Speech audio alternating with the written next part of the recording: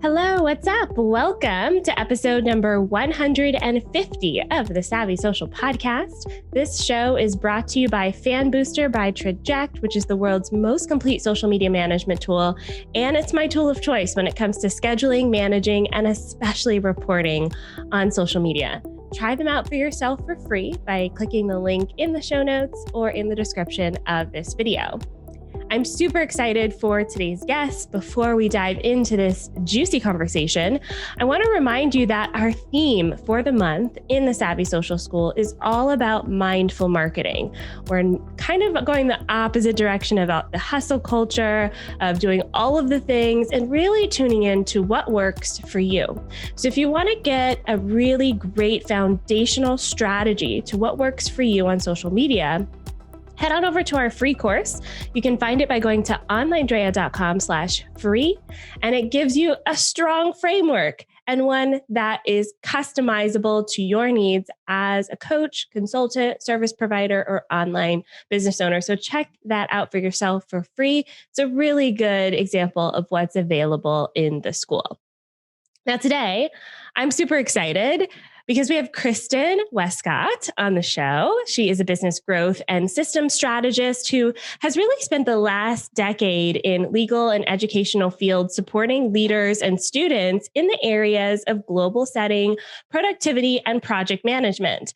After recognizing her true passion lies in serving entrepreneurs, Kristen honed her skills as a director of operations. She quickly noticed that she was holding many business owners back. What was holding many business owners back wasn't a lack of drive or ability, but the lack of foundational systems, which is what we're going to talk about today. These systems that support the day-to-day operations of scaling a business and doing all of the things we do as coaches, copywriters, and creatives, and kind of ditching that frustration that massive growth can bring. And total side note, Kristen and I just realized we are in the same area in the world, which is crazy in this online marketing space. Kristen, welcome to the show. Thank you so much. I'm so excited to be here today. Yes, and I'm excited to just talk and connect with other business owners. I know we'll get into the social side of things, but I'm curious how you got started in building your online business.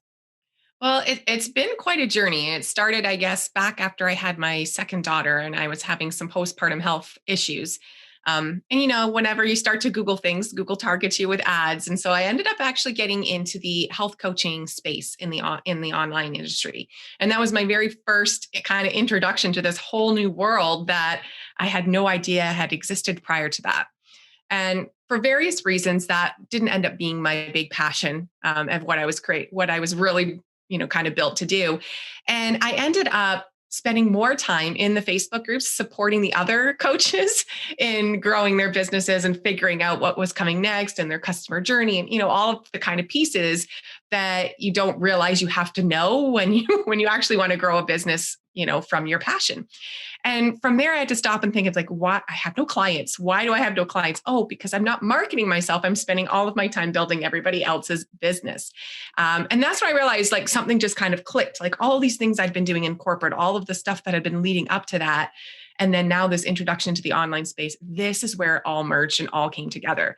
And so from there, I, took a couple of courses. I got certified as a director of operations, and I actually started formally charging people for what I had been doing in those Facebook groups of helping them really figure out how to grow their business with some strategy so that they were doing the things that were going to have a big impact on their business rather than just trying to do all of the things and wondering why it's not working, right? I'm sure you hear this all the time. People always say, I don't have time. I can't do all of the things. And you shouldn't be doing all of the things. You should be doing the things that are really important to your business growth for whatever your niche is, whatever your industry is, and whatever works for you and your audience. And so that's now what I get to do is it's been a long journey to get there from 2017 to now, but I'm definitely where I'm supposed to be now because it just lights me up every day that I get to kind of talk to these people online. Yes. And we need people who have this organizational skill set in our businesses. I remember when I hired my first operations, I guess OBM would be the right word for this. And I wasn't quite sure like the specific things this person would do because I still couldn't wrap my head around that. All I knew was that my friends, my business colleagues in this space were like, you need this person in your life. Totally changed how I look at my business, how I look at my systems, how I look at even simple things like onboarding a new team member. All of those things kind of like got tightened up by having this person on board. So, for those people who are listening, can you describe some of the tasks that like directors of operations people do? Yeah. So again, it varies from business to business, but at the big scale thing, we manage the people, your team members, and that kind of stuff. We manage your projects and we manage your processes. And we figure out how to make all of those things work together in a way that's really efficient so that you have the right people doing the right tasks, that your processes have things happening in an order that is most efficient, right? That you don't have excess steps that don't need to be there. And then we make sure that your projects are moving on time. So whatever that looks like, if you want to relaunch a new website, if you want to launch a particular product, or even just even some evergreen promos, making sure that all of those steps are kind of happening in a way that creates the space for everyone to be able to do what they do best without feeling pressured and overwhelmed to always get things out last minute, right? We don't want to be creating our social post that's going to go live, supposed to go live in 5 minutes. We want to have a process in place so that these things are kind of ready to go. We can double check for typos, find the right hashtags, whatever that looks like. Oh, yes. I'm all about that and planning ahead. I used to think I was this free spirit who was like, I'm just going to open the app and see what I feel inspired. No, no, no. Inspiration is better when there's like a time and a space for it. Imagine that. Yeah. So let's talk a little bit about that because you're a huge fan of batching content. So what's the first thing that we need to think about when we're starting to, create content in batches that we can then use on social media? Okay. So, and again, when I say create your batch of content, for some people, this might be a month. For some people, this might be 2 weeks. Some people it might be 6 weeks. So you have to pick a period when you're first starting. If you've never batched before, batching a whole month of content might be overwhelming. But if you can even batch 2 weeks and then eventually start kind of expanding that, and then to batch in order in a way that you can be consistent. So if you have always put out something like a once a week live video or a once a week pre-recorded video or something like that, making sure you're batching enough to stay consistent with that. Sometimes what I see when people start batching is they start to say, oh, well, now I can do 2 videos a week because I'm batching all of this kind of stuff. But you want to make sure that you're keeping it in that pace that you're going to be able to keep up long term, right? Because you might try to add something else into your business or you're taking on more clients. You want to be able to kind of stay with that consistent cadence. So that's kind of the first thing, is to don't get super excited about this that you think, oh my goodness, now I can just create all of this content, and then you don't create a sustainable system. But the second thing is, we know from what happened in 2020 that things change fast. We've had a lot of social movements arise. There's all kinds of political things happening in the world. And we never know from day to day. And so when you're batching content, it's best to batch more evergreen type content. So your how-tos, your top tips, maybe things about you personally or behind the scenes, things like that are not likely going to change in a political context. That way, when you have this stuff pre-batched and ready to go, that frees up your time to be able to respond in the moment to something else that's happening. So you might have like a top 5 ways to do something, go out live on the Monday, and then on Tuesday, something happens in the news. You're now able to go on and interact with your audience in a way to be able to kind of respond to what's going on in the moment because you have that space and that freedom of that pre-batched content. The other thing is, and I know we could talk about this, but I use a content planner. I use Planoly for my content planning. You can hop in and you can pause the things that you have scheduled, right? So it's so much easier to go in and pause what you have pre-scheduled than it is to try and create brand new content on the fly that is in alignment with what's going on in the world at that particular time. And then you have that content to move around to another day. So if you've created evergreen, then it doesn't matter if it goes live in March or April. If you have to move that content to really address what's going on in the world, it's very easy for you just to kind of slide it into a future spot and not lose the time and effort that you've put into creating that content. Oh, yes. 2020 definitely taught us to be flexible for Yeah. sure.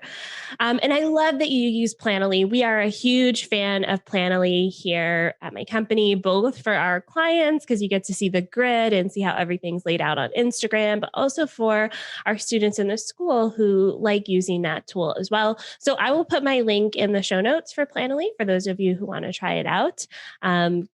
Great tool for planning. I want to dig into this batching a little bit more because I think it's a great idea. But in practice, a lot of us get stuck. And I like that you kind of mentioned that with like, trying to bite off more than we can chew, essentially, by going, I'm going to do this whole month of content. And then we get exhausted or other things happen because we're busy business owners. So I want to talk about some of the things that you kind of use to facilitate batching or some suggestions you have for batching. One of the things that comes up often for my clients and students is the actual content itself. So writing the caption and designing the graphic for social media. What tricks do you have for kind of a workflow for doing those things, or even just tips for how we can start thinking about working on those things in tandem? Yeah. So when I'm designing content, I like to design it to be able to be flexible on multiple platforms. And so one of the things I'll start is usually at the beginning of the quarter, I try and think of, okay, what are the themes that are coming up? So as we're starting second quarter, so we're going to be in May here, but you're going to be middle of the quarter when this goes live. But just start thinking like, okay, it's springtime, people are thinking about this. In June, we're starting to think about wrapping up school, heading into summer, maybe getting outdoors. So start to think of what kind of spin you can put on some of your content that might align a little bit with that particular season. And so I do this quarterly. I sit down and I think, okay, what are kind of the themes that are coming up? And if you have no idea, then you can just kind of scroll back in Instagram or just go to Pinterest is what I usually do. I usually go to Pinterest and I just kind of type in different themes because Pinterest is usually a few months ahead of many of the other social platforms. And so you can kind of go there and see what's going to be trending in the next couple of months. And then from there, I start to pinpoint just a few keywords. And so I like to batch. I do a research batch day where usually for me, it's not a whole day, just a couple of hours where I block off time in my calendar and I sit down and I look at, okay, if these are my themes, let's look at what are some keywords around this. And keywords are great for Pinterest, for YouTube, for Google ranking, but they also give you a general idea of what kind of hashtags might also be associated with that particular type of content. And so in doing that research, you're going to be able to repurpose it on multiple different platforms. And then from there, you can start to see some patterns in that keyword research. If you are brand new to batching, one of the things I suggest is you start with a higher level topic, right? Like 5 ways to spring clean your business. Okay. And so then your first piece of content can be just a general high level overview of the 5 different ways that you can spring clean your business. Your second piece of content that maybe is going to drop the following week takes one of those ways and dives deeper into that. So this is where you can incorporate some more of your keywords, some more examples, some more stories. Then maybe the next week you might take another piece. And then the third week might be a client success story of someone who you've helped do something that's in one of those 5 ways. And so you can take that one overall topic that you've done and the research that you've done on that topic and just dive deeper into certain components. And then from there, you know this and your students know this, right? But then you take little clips of that content, you take little quotes, little pieces, and those start to become your captions for your social media. And so that's where I go. And then the graphics are usually the last thing that I do. So I will batch the research, then I will batch outline everything that I need, pulling into, I can't shoot a video blind. I have to have, so I use a Post-it note method where I put my points across the screen right at the top of my camera. And so then I look at point 1 and I talk, and I look at point 2 and then I talk. And so I will batch my outlines, and then I do a batch recording day on a day that my kids aren't home. And then from there, I go and I take those points. I go through and I'm like, okay, I can pull out this quote and I can pull out this quote, and these 3 things can become captions. Or I'll also make note of, oh, this is a really great thing to pull in my Instagram stories when this drops this particular day. And so those kinds of things I'll then do in another day. I'll sit down and I'll go through my content and I'll pull those pieces out to start creating that. And then once I know what those captions are, then I can go find a good graphic to go with it, right? Am I going to use a GIF? Am I going to turn this more into a reel? Am I going to use a carousel story? Like, what type suits this particular small piece of content best? And so the graphics are the last thing that I create before I go and then load everything into Planoly together. Oh my gosh. I hope y'all were taking notes because I love the specificity of this process because it feels repeatable and it feels like you're really thinking hard about maybe one topic. And then it's just repurposing, recycling some of those concepts using different illustrative stories and even different messaging, deliverable, like types, whether it's a carousel or a video or that sort of thing. I love this. And it kind of sounds like video is maybe like the first piece of content you create. Would you say that's true? For me, it is. Yeah. My audience resonates really well with video, but again, you have to know your audience. Some people are long form content, so it would be written. Other people's audio. So once you know your audience, then you can create that first piece of long form content in that best format. But for me, that becomes video.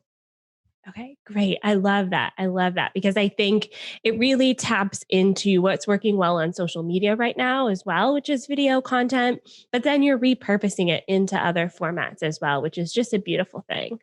How much time would you say this whole process takes you?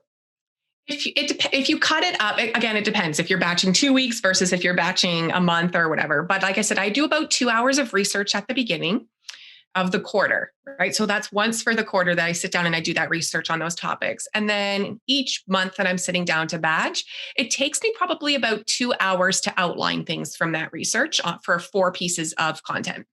And then from there, like I said, I'll batch shoot the videos. And it depends on how picky you are. I'm a one and done kind of girl. Okay. Like Me too. if I stumble on my words, I just kind of correct and keep going because my audience expects that. They've come to know that as part of who I am and part of my brand. And so I'll sit down and I'll shoot it and it'll take me half a day to shoot the videos and by half a day, I mean like maybe a couple of hours because each one's about 10 minutes. I reset or I change in between or whatever. So I set aside a half day to do that. And then if your audience does like written content, you can always send that video content to Temi to be transcribed. Now, it's a robot transcription service. It's not perfect, but it certainly gives you the gist of it for you to be able to pull for your captions, saving you even more time. So I do that. I send it to them while I'm having lunch or whatever. And then I can come back in the afternoon and take those transcripts and really pick and pull from that to see what needs to happen. And if I know that I want to then create a short reel or a short video from that, I'll do that in the afternoon. So I'll be like, oh, I don't know if there's a place that I can actually clip my live video, but I could just do hey, here's what we're covering in today's IGTV. Check it out below. And I'll shoot that the very same day so that at the end of that one day, I've got all 4 videos done. I've got some short intro clips for my stories. I've got maybe 1 or 2 reels. I'm working on it. Reels are a challenge for me. I'm working on it. And then I've got I've got the transcriptions. I can start to pull all of those pieces together. So that takes a full day for me for the month. And then it depends on how picky you are with your graphics. I have templates in Canva. And so I just kind of whip my graphics up pretty quickly. I like to do my graphics in the evening or on a Friday when I'm like tired of doing all of the other things that require thinking. Yes. Oh, I'm a huge fan of Canva and templating and just make it easy on yourself. Like why you already have to do so much work with creating all the rest of the content. I want to come back to Reels because I think that's an interesting conversation as well, because a lot of us are in that space of trying to figure it out. It's so new, right? But I want to talk for a second about what you do as this content is coming out. So, like, how much time would you say, or what's your strategy for responding to comments and messages and kind of building your community as this content is actually posting? Yeah. So that's why I love the pre-scheduling because then when I actively go on Instagram, then I can spend the time engaging. And so I know there's this debate about, do you pre-schedule? Do you post natively? What's the algorithm think? I'm not worried about that because for me, my whole purpose on Instagram is to build an engagement with people, like engage with real people. I don't care necessarily about the vanity metrics of how many likes I have on there. It's like, how many people can I have these conversations with? And so I set aside 30 minutes a day. It's usually on my lunchtime. So I'll have lunch and then I'll spend some time on Instagram as my midday treat.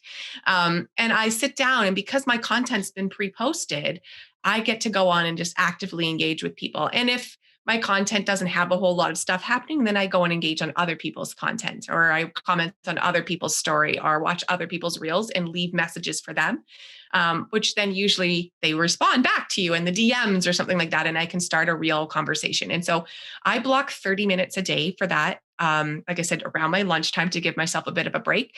And then if I'm being honest, I sometimes do this in the evenings too, even though I like to turn off in the evenings. I can't help it. I get on Instagram, I get scrolling. And when I'm scrolling, I'm usually also commenting and engaging with people there as well. Yes, I'm the same way. I have my set time and then bonus time at the end of the day. Because it is a lot of fun. Like it's connection, especially I find because of this global pandemic, I'm not like connecting in other ways. So it's really my lifeline for connecting with people. Exactly. Yeah. So can you talk to me a little bit about the goal that you have with all of this content production? Like, how do you see it really enhancing your business and helping you grow? Yeah. So my primary reason for being on social media is to create relationships in the online space.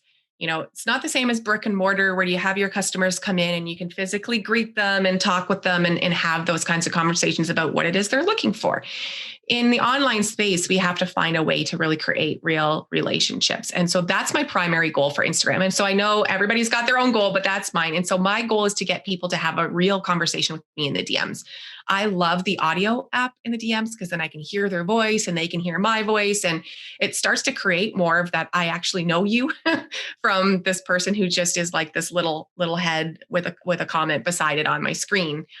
Right. And so that's my primary thing. And so it's been really great for me to create relationships, both with potential future clients, but also people who could be referral partners for me, or just creating more real relationships with people in the online space. Because as much as it's a huge world out there, people travel in the same circles. And, the more people you can start to create those relationships with, the stronger your community is going to be. So that's my primary goal. Second is I'd love to start selling more from the DMs, but my primary goal is really just nurturing those relationships.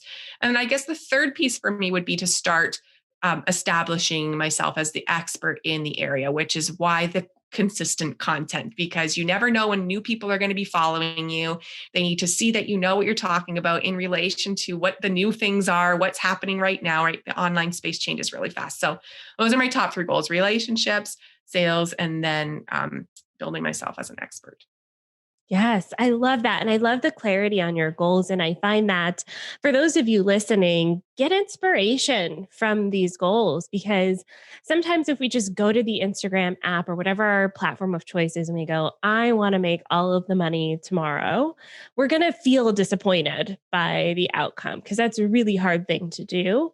But these goals are long term. They're built into the fabric of what you're doing as a business, as an expert, and they allow you to be consistent with the strategies that you're building, because you know that they're aligned with your goals, which I love. I want to end our conversation talking about Reels because it's so new.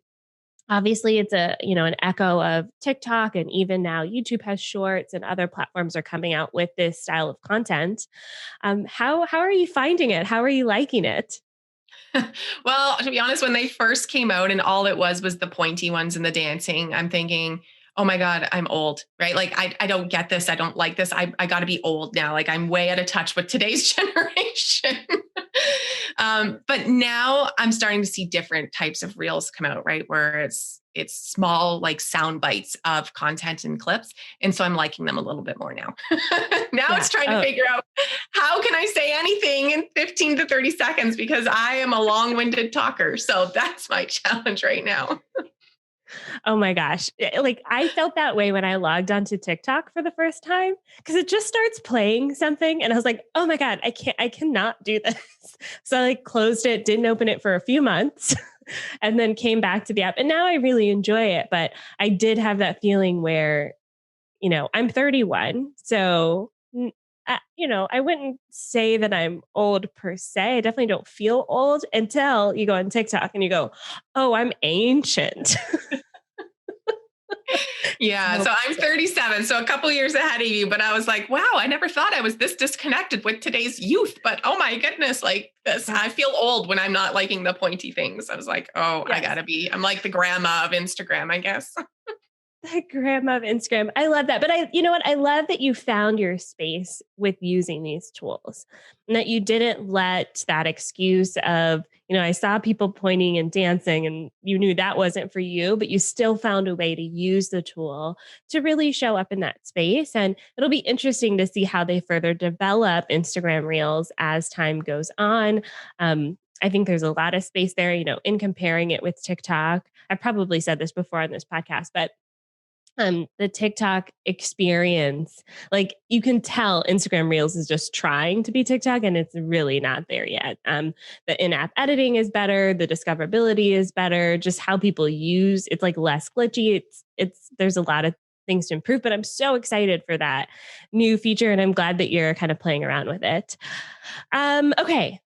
Back on track. I want to give folks an opportunity to connect with you further. And I know that you have this focus framework that you want to share with our listeners. So tell us what that is. Yeah, absolutely. So what I hear from a lot of business owners is that they don't have time to do all of the different things, right? Which is why I love batching content so that you can make sure you stay consistent. But depending on where you're at in your business, you really are going to be focusing on different things. And we can follow all these influencers on social media and then think we quote unquote should be doing what they're doing. And we don't always realize that, they have a whole team of people behind them to be able to kind of do all of those things. And so what I did was I created a focus framework that helps entrepreneurs identify what are the areas that they need to be working on right now in their business. And so you self-select your phase of business. If you're a startup, if you're kind of around the 50,000 mark, maybe you're still holding a 9 to 5 and trying to kind of do this on the side. If you've hit 6 figures, but now you want to grow to multiple 6, or if your goal is scaling to the million.